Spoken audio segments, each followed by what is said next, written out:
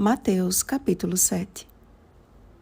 Todo aquele que ouve estas minhas palavras e as pratica, será comparado a um homem prudente, que edificou a sua casa sobre a rocha. Versículo 24. Desde o seu surgimento, a arqueologia tem contribuído como uma forte aliada da história, a fim de confirmar diversos registros escritos.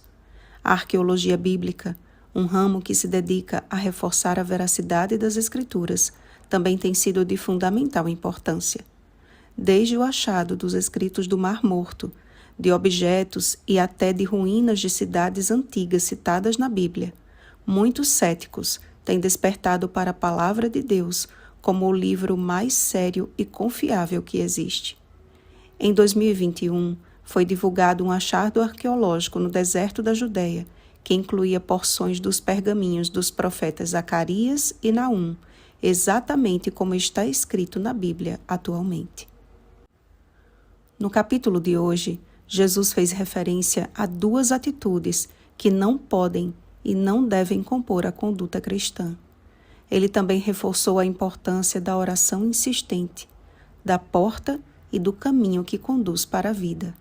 Nos advertiu acerca dos falsos profetas e do verdadeiro preparo para a vida eterna, que inclui ouvir e praticar as suas palavras.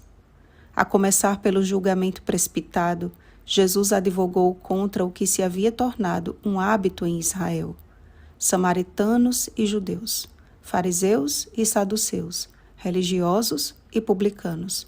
Israel havia se transformado em um verdadeiro campo de conflitos civis e religiosos. Todos, porém, necessitavam entender o que está escrito em Zacarias 8, versos 16 e 17, o texto encontrado no pergaminho antigo pelos arqueólogos, que diz: Eis as coisas que deveis fazer. Falai a verdade cada um com o seu próximo. Executai juízo nas vossas portas, segundo a verdade, em favor da paz. Nenhum de vós pense mal no seu coração contra o seu próximo, nem ame o juramento falso, porque a todas estas coisas eu aborreço, diz o Senhor. O procedimento cristão não é revelado pelo que fazemos em nome de Jesus, e sim pelo que Ele faz em nós, quando assim pedimos e permitimos. Percebam que Jesus repreendeu com veemência o julgarmos uns aos outros e logo em seguida nos advertiu a não darmos aos cães o que é santo e nem nossas pérolas aos porcos. Uma metáfora bem pesada, considerando que não somos juízes de nossos semelhantes. Todo aquele, porém, que tem sua vida edificada sobre a rocha, que busca primeiro tirar a trave de seu próprio olho, recebe do Espírito Santo a clara visão espiritual, a fim de tirar o argueiro do olho do outro. E isso não com acusações e críticas infundadas, motivadas por maus sentimentos ou ruins suspeitas, mas canalizada a ira para o pecado e o amor para o pecador, tendo sempre a guia do Espírito, a fim de não ter a fé prejudicada pelos que se recusam a abandonar o pecado. Nosso chamado, portanto, amados, não inclui separar ou definir quem seja bom ou ruim, mas em ajudarmos uns aos outros, respeitando o limite do livre-arbítrio. O texto de Zacarias, encontrado na Judéia, reclama um povo que pratique tudo o que Jesus declarou, de uma forma tão clara e detalhada no Sermão do Monte. Pelo conhecimento e prática da verdade, nossa vida se torna uma edificação inabalável, capaz de suportar o dia mau. Efésios capítulo 6, versículo 13.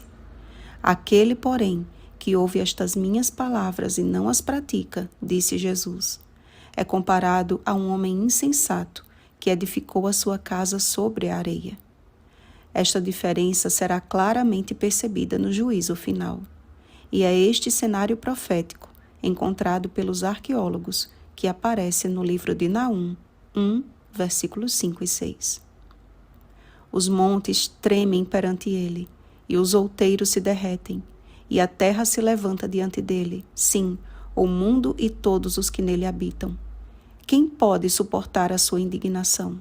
E quem subsistirá diante do furor da sua ira? A sua cólera se derrama como fogo, e as rochas são por ele demolidas. Quando Jesus acabou de proferir estas palavras, estavam as multidões maravilhadas da sua doutrina. Suas palavras tiveram um grande impacto na visão espiritual das pessoas, porque ele as ensinava como quem tem autoridade e não como os escribas. Seu discurso ecoava a perfeita combinação das palavras com as atitudes, de forma que Jesus foi logo diferenciado dos mestres da lei em Israel.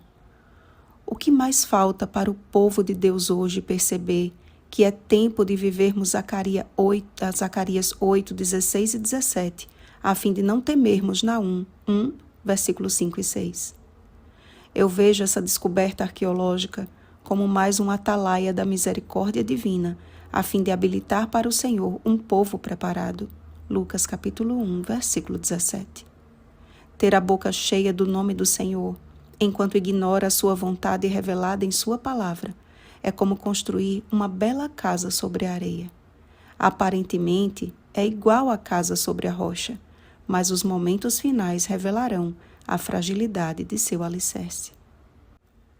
Seja a nossa vida, pela graça de Jesus e pelo poder do Espírito Santo, o achado raro que reflete o brilho que emana de toda palavra que procede da boca de Deus. Mateus capítulo 4, versículo 4. Entremos pela porta estreita, meus irmãos. Cristo em nós, a esperança da glória. Oremos, amados. Pai Santo e bendito, nós te louvamos e te agradecemos pelo precioso Sermão do Monte. As palavras de Jesus Cristo precisam entrar em nosso coração e realizar a sua maravilhosa obra de alicerçar a nossa fé sobre sólido fundamento. Mas essa obra só pode ser realizada se Ele habitar em nós mediante o dom do Espírito Santo. Habita em nós por meio do Teu Espírito, Senhor. Opera em nós o Teu querer e o Teu efetuar, segundo a Tua boa vontade. E que Cristo em nós revele ao mundo a glória que emana da Tua palavra. Conduz o Teu povo a orar, se humilhar, se arrepender e buscar a Tua face, Senhor. Bênçãos que te pedimos e te agradecemos. Em nome de Jesus. Amém. Vigiemos e oremos. Bom dia, prudentes do Senhor. Oremos pelo batismo do Espírito Santo. Oremos uns pelos outros. Rosana Garcia Barros.